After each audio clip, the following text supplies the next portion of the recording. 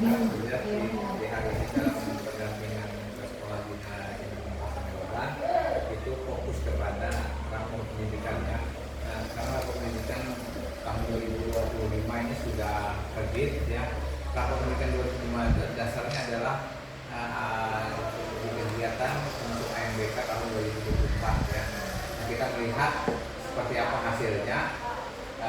Mungkin sudah disampaikan oleh Ketua belum, jadi hari ini kita buka saja bahwa ini akan kita perlihatkan selayang pandang bagaimana rapor kita ini terhadap rapor yang kemarin gitu ya, kemarin.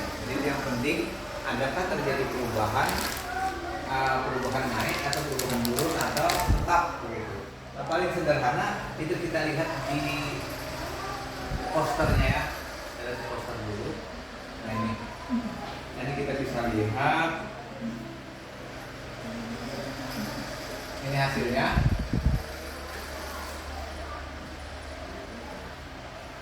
Kemampuan numerasi itu sedang, nilainya naik ya. Nah, syukur ini naik yang kita lihat itu naik. Kemudian karakter murid itu turun ya, yang murid sedang. Kondisi keamanan sekolah baik ya. Kita lihat itu naik. Kemudian yang kebinekaan baik turun. Dulu juga berarti biru ya itu. Ya, berarti dia turun. Turunnya berapa kita lihat ini di rapor. Nah, rapornya itu berapa persen turunnya, ini seringkali saja. Kemudian literasi itu turun juga. Nah, kalau numerasi naik ya. Numerasi bagus naik, literasi ya turun. Nah, turunnya berapa? Nah, itu inspirasi yang diharapkan, ini inspirasinya yang akan kita lihat itu adalah sebagai orang tua atau wali kita dapat membiasakan kegiatan membaca secara bersama-sama disertai dengan diskusi dua arah tentang bacaan untuk melatih keterampilan berpikir kritis, meningkatkan interaksi dengan anak. Itu yang namanya. Bagaimana nanti sekolah mendesain bentuk yang diinspirasikan itu cara meningkatkannya. Jadi itu sebenarnya fokusnya itu bisa jadi nanti dilakukan di program sekolah. Kan ada saja program sekolah itu kan kaitannya dengan perubahan ya, perubahan. Kalau mau sekarang dilakukan bagus juga.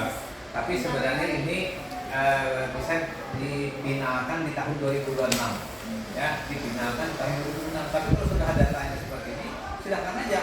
Siapa tahu, oh iya ini sudah penting kita lakukan perubahan mulai bulan Juli kan, misalnya, ya tidak masalah ya. Oke, kita akan lihat rapornya ya. Nah, rapor ini kita akan lihat di ini rapor keseluruhan ya. Rapor keseluruhan ini semuanya, semua data yang dilaporkan ke Kemdikbud itu ada di sini, di set ini. Nah, perhatian kita yang penting itu adalah rekomendasi ini, rekomendasi keseluruhan, seluruhnya, rekomendasi prioritas ini yang menjadi prioritas. Jadi kita minimal yang ini, yang prioritas yang dibahas ini minimal. Ketika ini sudah selesai, ini bukan lagi ada yang keseluruhan, penting bisa diambil, ya. Itu yang menganggapnya kita membaca rapor ini. Nah, kita lihat, nah di dalam literasi itu turunnya 2,13%, 2,13%. Tidak begitu jauh, tapi turun kan. Nah, mudah-mudahan akan datang dan dilakukan kegiatan mendesain program sekolah bisa fokus kepada ini. Ya, kita bisa jadi di hijau. Kemudian, nah kalau ini kan mungkin sudah tahu bahwa ada huruf dan satu digit angka, ini namanya indikator. Indikator ya, indikatornya berapa? Ada A1, A1 itu adalah literasi, A2 itu kan numerasi, A3 dan seterusnya itu ada menunjukkan. Kalau ini huruf ya dan satu ini indikator, tapi kalau ada huruf dua misalnya, itu artinya subnya. Nah seperti ini berarti bagian dari literasi juga, itu subnya sudah. Oke, kita fokus saja ke rekomendasi prioritas ya, karena itu yang penting. Nah kalau nanti di internal sekolah, di komunitas, bahas secara detail yang keseluruhan dulu ya, kemudian nanti bagi kelompok prioritas ini yang penting untuk dilakukan program. Nah kita melihat ini eh, langsung dia muncul ke literasi yang pertama, karena literasi yang rendah tadi numerasi kan bagus, jadi dia mengambil bagian literasi yang ini, bahwa ini turun adalah turun ya, literasinya turun ya. Nah, jadi akar masalahnya di sini tetap di kemampuan literasi, tetapi yang fokusnya di sini kompetensi membaca teks sasaran. Benahi itu artinya kita diarahkan membenahi itu bagian mana. Makanya kita ada istilah IRB, identifikasi, refleksi, benahi. Identifikasi itu melihat bagian yang dibahas ini kan, artinya rapor kita baca itu artinya identifikasi ya. IRB, refleksi itu diskusikan ya, diskusikan masalah itu mungkin seperti apa, bahasannya seperti apa, kemudian lakukan rapat, nanti ada sub-sub yang bagian dari peserta, kemudian diplenokan. Nah itulah nanti akan menjadi target untuk dilakukan pembenahan data. IRB itu identifikasi, refleksi, benahi. Jadi kita diarahkan untuk bagaimana berbuat refleksi, merefleksikan diri. Nah, inspirasi itu diberikannya tiga bagian yang bisa kita pilih. Ya, dia memberikan gambaran 3 inspirasi. Artinya itu tidak mesti harus ini yang kita terapkan, tetapi ini kan gambaran dari sana. Pilih tadi dari 3 itu.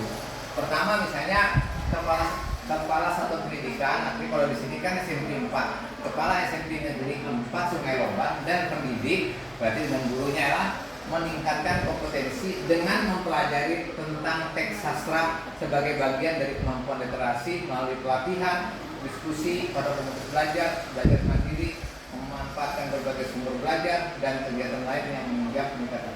Itu yang dia makanya, yang inspirasinya. Yang kedua itu tadi kita bisa baca sendiri saja.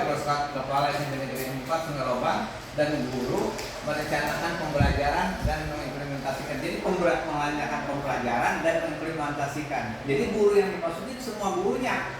Jadi diolah dari sains. Jadi kalau misalnya ada kurikulum yang kaitannya dengan menyebutkan seperti ini, seperti apa, dia masuk di dalam pembelajaran guru mata pelajaran yang bersangkutan atau tersendiri, itu terserah bagaimana cara mendesain itu, karena ini diharapkan bisa menjadi bagian program sekolah.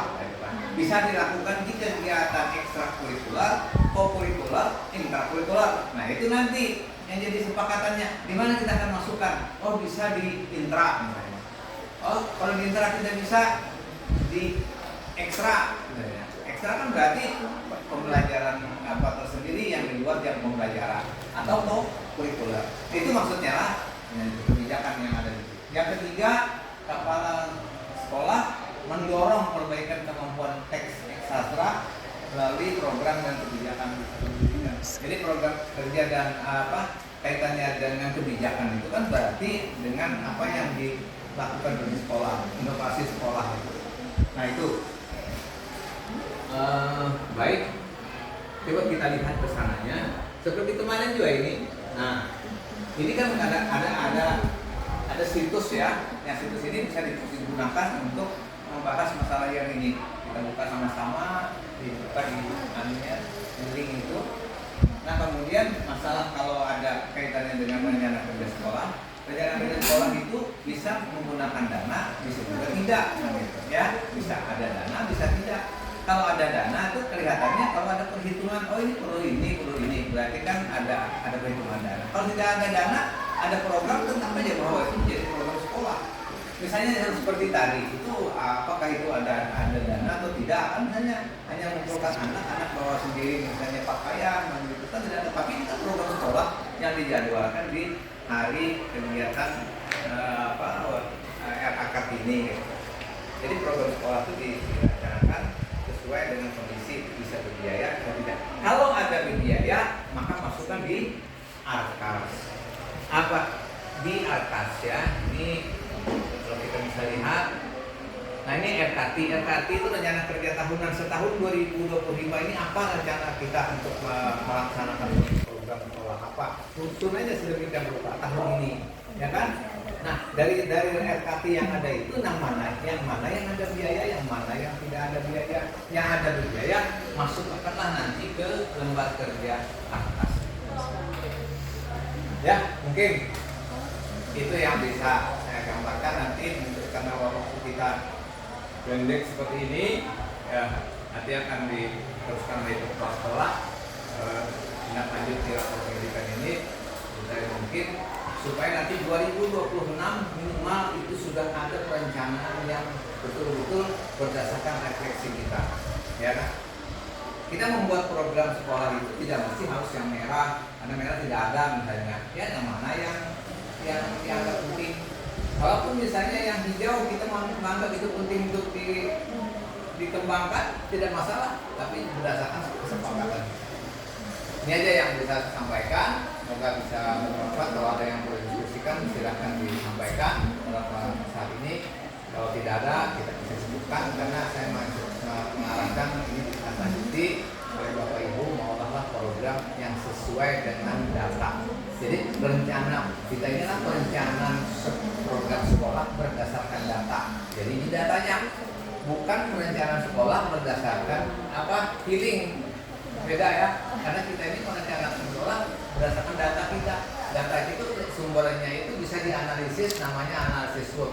Ada kekuatan, ada kelemahan, ada kekurangan, ada peluang, ada tantangan. Semua itu dijadikan ditarik kesimpulan. Oh, kita ada punya kekuatan, berarti kita bisa membuat ini. Kita punya kelemahan, berarti kalau ada kelemahan ini, apa yang mau kita kuatkan, gitu, sehingga kita mengurangi kelemahan. Ya, demikian yang bisa saya sampaikan. Bapak Ibu, karena ada kesibukan yang lain ya dengan acara ini, dan maaf kita waktu beberapa menit dalam menyampaikan presentasi, karena nanti ini akan datang lagi kemari, akan fokus kepada penilaian kinerja. Jadi mungkin ini